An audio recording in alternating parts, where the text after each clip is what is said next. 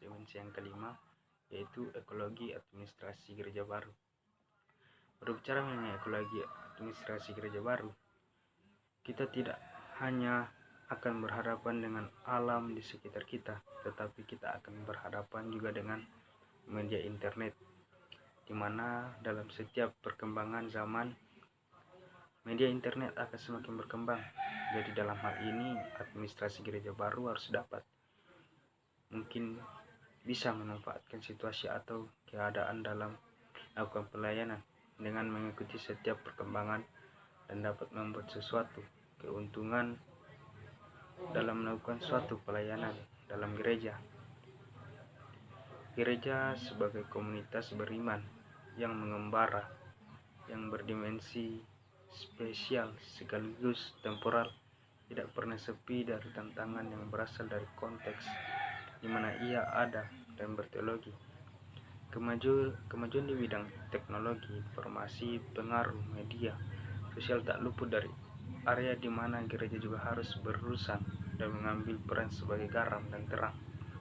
Dalam situasi seperti saat ini, gereja kembali diuji untuk tetap menjalankan fungsinya.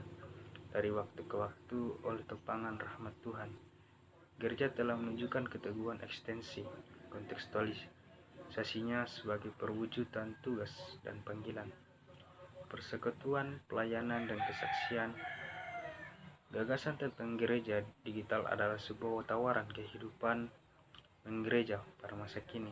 Dunia virtual meskipun di satu sisi memiliki potensi untuk disalahgunakan untuk kepentingan tertentu, namun di sisi lain dapat menjadi peluang di mana gereja memiliki cara pandang baru dalam memandang realitas Allah yang transenden, ketimbang melihat realitas pemanfaatan media sosial dengan segala ancamannya.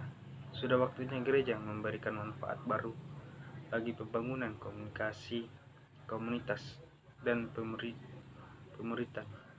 Namun tidak dapat dipungkiri bahwa setiap bentuk media komunikasi, khususnya elektronik, memiliki dampak positif dan negatif.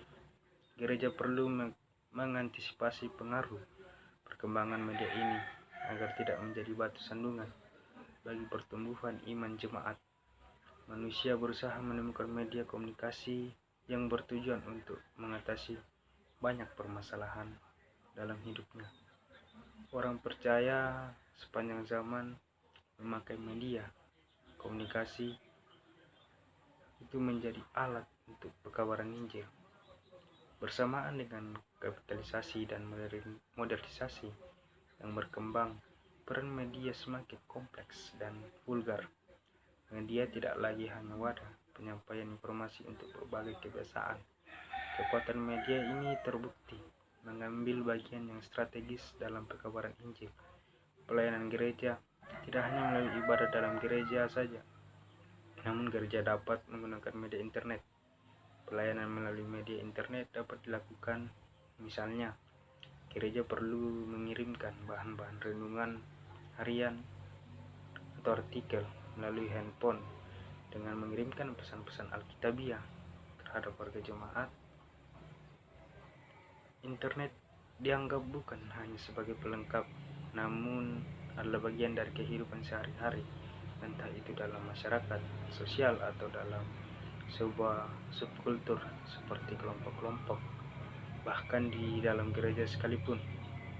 Sebagai perkumpulan dan tubuh Kristus, gereja seharusnya dapat mempertahankan satu kesatuan dalam Kristus tanpa harus anti terhadap kemajuan zaman.